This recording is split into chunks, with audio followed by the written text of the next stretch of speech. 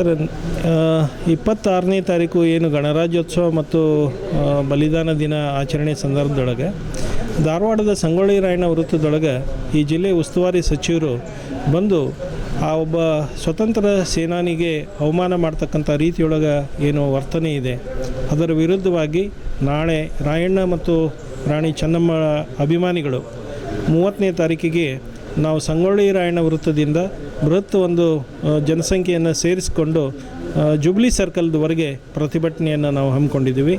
ಆ ಹಿನ್ನೆಲೆಯೊಳಗೆ ಆ ಒಬ್ಬ ಒಂದು ಪ್ರಬುದ್ಧ ಸಚಿವರು ಅಂತೇಳಿ ಅಂದ್ಕೊಂಡಿದ್ದೀವಿ. ಅವರ ಒಂದು ಒಳ ಮನಸ್ಸಿನ ಏನು ನಿಜವಾದ ಬಣ್ಣ ಇವತ್ತು ಬಯಲಾಗಿದೆ. ಅದನ್ನು ಅವರು ಸರಿಪಡಿಸ್ಕೋಬೇಕು. ಅವರು ಬಹಿರಂಗವಾಗಿ ಕ್ಷಮೆಯನ್ನು ಯಾಚನೆ ಮಾಡಬೇಕಂತೇಳಿ ಈ ಸಂದರ್ಭದಲ್ಲಿ ನಾನು ಆಗ್ರಹ ಮಾಡ್ತೇನೆ. ರುದ್ರಣ್ಣ ಗುಳುಗುಳಿ, ರಾಜ್ಯಾಧ್ಯಕ್ಷರು, ಹಾಲುಮತ ಮಹಾಸಭಾ.